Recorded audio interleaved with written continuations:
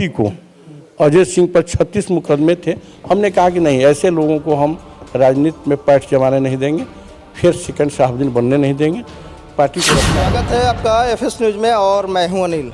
हमारे साथ अभी मौजूद है सिवान के पूर्व सांसद ओम प्रकाश यादव और इन्होंने कल काला दिवस मनाया भगवान दास पैलेस में, और किस लिए मनाया इन सब विषयों पर जानेंगे। और खासकर सिवान की राजनीतिक जो 2024 में चुनावी जो एमपी का चुनाव होने वाला है उस पर हम इनसे खास बातचीत करेंगे। सबसे पहले स्वागत है सर। तो एफएस न्यूज़ के दर्शकों को और आपके पूरे टीम को मेरी तरफ से बहुत बहुत शुभकामना। कल आप लोग काला दिवस मनाए। देखिए, कल 24 जून 1974 को श्रीमती इंदिरा गांधी ने पूरे देश में इमरजेंसी लागू कर दिया था, लोकतंत्र की हत्या की थी। अपने स्वार्थ में आकर के विपक्ष के नेताओं को यातना दी, जेल में ठूस ठूस कर बंद करवा दी थी। मीडिया के सहकर्मियों को प्रतिबंधित कर दिया गया कि बिना पुलिस के अनुशंसा के कोई न्यूज़ नहीं छपेगा। तो लोकतंत्र की हत्या के खिलाफ लोगों को याददाश्त बनी रहे। आज लोग संवेदना व्यक्त करते हैं कि नरेंद्र मोदी लोकतंत्र की हत्या कर रहे हैं, लोकतंत्र नहीं है। हम पूछना चाहते हैं उन लोगों से कि आखिर माननीय लालू यादव किस उपलक्ष्य में अपनी बड़ी बेटी मीसा जी का नाम मीसा रखा, क्योंकि वह जेल में थे। इनकी पैदाइश हुई मीसा का, उस समय मीसा लगा था, इमरजेंसी लगा था, उसी के नाम पर मीसा नाम रखे।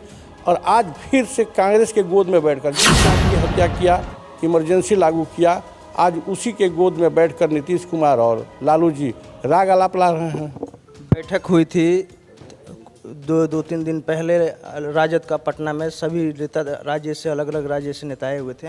लालू जी ने बयान दिया कि हम फिट हो चुके हुए हैं, नरेंद्र मोदी को फिट कर देंगे। लेकिन नरेंद्र मोदी को क्या फिट करेंगे? लोकतंत्र में जनता मालिक होती है। आज नरेंद्र मोदी सिर्फ भारत के नहीं, दुनिया के सबसे लोकप्रिय नेता हैं। और लोकतंत्र में जनता मालिक होती है, मतदाता मालिक होती है। मतदाता नरेंद्र मोदी के साथ हैं। इसलिए घबरा करके जिस तरफ बाढ़ आता है, नेवला और सांप दोनों पेड़ पर चढ़ जाते हैं। दोनों एक दूसरे के जानी दुश्मन होते हैं, लेकिन उस समय तक जब बाढ़ रहता है उस समय तक किसी को कोई छेड़ता नहीं है। वही हालात हो गया है विपक्ष का। विपक्ष के पास कोई नेता भी नहीं है और नरेंद्र मोदी का विकल्प कौन है? अभी तक तो कोई नाम सामने आया नहीं। और ये नारंगी की तरह दिखने वाले लोग हैं। समाजवादी कभी एक रहा है, कभी देखिए। सबसे प्रतिष्ठित इलेक्ट्रॉनिक स्टोर जिमी सेल्स अब 999 की आसान किस्तों पर अपनी पसंद का कोई भी इलेक्ट्रॉनिक्स प्रोडक्ट घर ले जाए। TV, fridge, washing machine, air condition, mobile, laptop और अन्य इलेक्ट्रॉनिक आइटम्स का विशाल रेंज आकर्षक डिस्काउंट पर प्राप्त करें। अब आते हैं सिवान की राजनीति पे। आप सबसे पहले जब चुनाव लड़े थे तो क्या परिस्थितियाँ थी और क्या हालात? सबसे पहले जब हम चुनाव लड़े 2004 में, तो हम सीमान कचहरी में घूमते रहे। कोई वकील मेरा एफिडेविट करने के लिए तैयार नहीं था। बड़ी मुश्किल के बाद दिनेश तिवारी जी बेचारे अब इस दुनिया में नहीं रहे, उन्होंने मेरा एफिडेविट किया। हमने दूसरे दिन नामांकन किया और एफिडेविट करने का परिणाम हुआ कि आरजेडी के अपराधी गुंडों उनके घर पर हमला भी किए। अनेक तरह की यातनाएं उन्हें दी गई। लेकिन हम धन्यवाद देंगे कि वो लोग हमारे मातृ संगठन आरएसएस के हुए लोग थे। निर्भीकता के साथ मेरा उन्होंने बहुत मुश्किल के बाद मेरा एफिडेविट किया। जो हालात था सीमान का, इमरजेंसी का हालात, हम लोग तो इमरजेंसी भी देखे हैं और नज़दीक से देखा है। आज तो दुनिया के अनेक दल के लोग चुनाव लड़ने के लिए आ जाते हैं। क्या कारण था कि इकलाक मोहम्मद को पटना से सिवान आना पड़ा? जो सिवान देश रत्न राजेंद्र प्रसाद को जन्म दिया, जो सिवान हिंदू मुस्लिम एकता के प्रतीक मौलाना मजहर हक साहब जैसे महान स्वतंत्रता सेनानी पैदा किया, वीर शहीद उमाकांत सिंह जैसे सरीखे लोग, भगत सिंह, ऐसे ऐसे महापुरुषों का सिवान, क्या आवश्यकता थी कि इकलाक मोहम्मद को सिवान भेजा गया? इसलिए कि यहाँ के लोग डरते थे, चुनाव लड़ने से कतराते थे, और जो लोग साहस किया उसकी पिटाई हुई या उसकी हत्या हुई। हमने तो कफन बांध कर निकले थे। हम और हमारा लड़का, हम तो धन्यवाद देंगे सीवान की महान जनता को कि इन लोगों ने मेरा तकदीर लिखने का काम किया और सीवान को आज़ादी में अपनी बहुमूल्य योगदान किया, आर्थिक सहयोग भी किया और वोट भी दिया, फिर सीवान आज़ाद हुआ। फिर उसके बाद दोबारा भी आप MP बने? फिर दोबारा भी MP बने और हम तिबारा भी बनते, लेकिन सहयोगी दल को चला गया। हम केंद्रीय नेतृत्व के निर्णय को सहर्ष स्वीकार किया, हमने कहीं कोई विरोध नहीं किया। लेकिन जब कविता सिंह चली गई सांसद बन करके, उनके जगह पर दरौंदा विधानसभा चुनाव हुआ तो हमने मुखर होकर विरोध किया। उन्हीं के पति को, अजय सिंह पर 36 मुकदमे थे। हमने कहा कि नहीं, ऐसे लोगों को हम राजनीति में पैठ जमाने नहीं देंगे, फिर सेकंड शहाबुद्दीन बनने नहीं देंगे। पार्टी को रखना है रखें, निकालना है निकालें।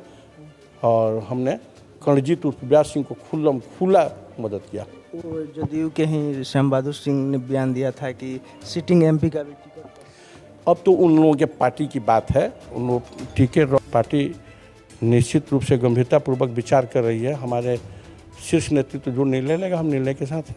एक चीज़ और, जब शहाबुद्दीन साहब थे उस समय और अभी जो नहीं रहे इस दुनिया में, उसके बाद तमाम जो चुनावी जो राजनीतिक है उनका नाम लेकर अभी रोटियां सेका जा रहा है और उनका नाम नगर परिषद चुनाव जो हुआ उसमें भी लिया जा रहा है। इस पे क्या कहें? निश्चित रूप से सीवान के राजनीतिक केंद्र बिंदु में शहाबुद्दीन साहब का नाम रहा, आज भी है। और उनके अपने वोट बैंक पर उनके परिवार का पकड़ भी है, वोट को ट्रांसफ़र कराने की कैपेसिटी भी है। और जो लोग आज घड़ियालू आंसू बहा रहे हैं, उनसे हम कहना चाहते हैं कि जब वो जिंदा थे तो उनका विरोध हो रहा था, आज नहीं रहे तो सहानुभूति प्रकट किया जा रहा है अपने स्वार्थ के लिए।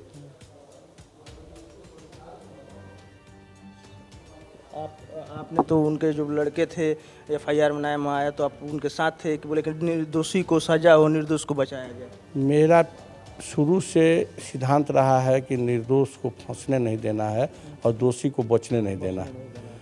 लड़का निर्दोष था। जिस दिन यह घटना घटी थी वह दुबई में अपने परिवार के साथ था। हमने जिला प्रशासन से अनुरोध किया कि आप गहनतापूर्वक जांच कर लें, किसी का बेटा बेटा होता है, किसी को फंसाने से क्या मिल जाएगा। आप लगातार अपराध के खिलाफ आवाज़ उठाते हैं। निश्चित रूप से अपराध और अपराधी के खिलाफ मुखर होकर बोलने का हम काम करते हैं। प्रशासन को जागृत करने का काम करते हैं। प्रशासन से अनुरोध करते हैं कि अपराधियों पर अंकुश होना चाहिए, क्योंकि सीवान ने बहुत जिल्लत सही है। लोगों की माँ बहनों का सुहाग उजाड़ा गया है, बच्चों को अनाथ बनाया गया है, माँ बहनों की कलाई सूनी की गई है। उस भयावह स्थिति को सोच करके रोए खड़े हो जाते हैं। वो हालात न बने, इसके लिए हम हमेशा प्रशासन को सचेत करते रहते हैं और अपराध और अपराधी के खिलाफ मुखर होकर बोलने का काम करते हैं। ओम प्रकाश जी, एक चीज़ और लोगों के द्वारा, चाहे जो युवा है उनके द्वारा सुनने को मिलता है, ओम प्रकाश यादव का जो परिणाम ही परिणाम बदलता है। देखिए, हम पहली बार जब जीत कर गए तो एक हमारे सीवान के मरीज थे, एम्स में देखने गए, तो हमने देखा कि वो आधा कंबल ओढ़े हुए है, आधा कंबल बिछाए हुए है। तो हमने अपने यहाँ से 3 लड़कों को एम्स सफदरगंज राम मनोहर लोहिया के लिए अलग अलग चिन्हित करके उन लोगों को अपने पाल से 10,000 रुपया देते थे, 10,000 रुपया। और उनका काम था सुबह हमारे मरीज को ले जाना, कार्ड बनवाना, दिखलाना। इस तरह हमने सेवा भाव के अंतर्गत 10 साल लोगों का सेवा किया है। 5,000 से ज़्यादा लोगों का हमने हार्ट का ऑपरेशन कराया है, जिसमें हिंदू भी हैं, मुसलमान भी हैं, जो हमको वोट दिया है, जो नहीं दिया है। हम सबके सांसद थे और सभी लोगों का सेवा। हमारे यहाँ जो गया बिना खाए हुए हम वापस नहीं आने देते। दिल्ली में रहने और खाने की व्यवस्था हो जाए, इलाज सस्ता है, हार्ट का, किडनी का, लीवर का, ब्रेन ट्यूमर का, जिसका इलाज सीवान संभव नहीं है। ऐसे हमारे यहाँ 300-350 मरीज रहते थे। सबको सामूहिक रूप से खाना खिलाते थे, सब लोगों का उचित इलाज कराते थे।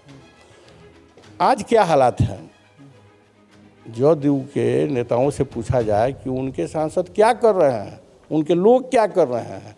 आज भी मेरा एक लड़का है मनोज, जो गुठनी का रहने वाला है, वो सुबह सुबह मरीज को दिखाने के लिए एम्स में पहुंच जाता है, अपने पेंशन से उसको हम पैसा देते हैं। चूँकि जब किसी के परिवार में बीमार पड़ जाता है कोई आदमी, तो वह परिवार बिखर जाता है, लगता है कि गहना बेचे कि बर्तन बेचे कि खेत गिरवी रखें। तो ऐसे लोगों का सेवा करना, खिदमत करना ओम प्रकाश का कर्तव्य बनता है। और हमने सेवा भावना से राजनीति में आए हैं। नहीं तो हम तो रेलवे में नौकरी करते थे, 65 वर्ष के बाद रिटायर करते। इसमें तो मुझे पता ही नहीं चला कि हम कब बेहवात हुए और कब मुस्मात हुए, लेकिन उसकी हमें कोई चिंता नहीं है। सेवा करने का मौका मिला, हमने लोगों का सेवा किया है और आज भी करते रहे। लेकिन सीवान की जनता यहाँ तो जानती है कि कोई भी उस समय मोर्चा लेने के लिए तैयार नहीं था, लेकिन ओम प्रकाश यादव ने लिया और लेने के बाद चुनाव भी जीता। और चुनाव जीतने के बाद अनेकों प्रकार के जो नेता है अब नॉमिनेशन भी कराते हैं, चुनाव लोकतंत्र है, स्वतंत्र है, सभी लोग लड़ सकते हैं। लेकिन उस समय जो था दौर, उस समय कोई तैयार नहीं था। देखिए, लोकतंत्र है, लोकतंत्र में जनता मालिक है। हम तो कोटि कोटि नमन करते हैं, बधाई देते हैं सिवान की उस डरी सहमी जनता को कि कोई मेरे पास आता नहीं था। मेरे यहाँ से जो कोई चाय पी कर जाता था उसकी हत्या हो जाती थी।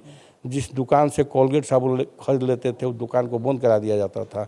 हम जिसको प्रणाम कर देते थे उसकी पिटाई हो जाती थी। 3 महीना में मेरे 72 लोगों की हत्या की गई, 72 लोगों की हत्या की गई। और अरे हम पूछते हैं दीना यादव का क्या गुनाह था? दीना यादव कोई अपराधी थे क्या?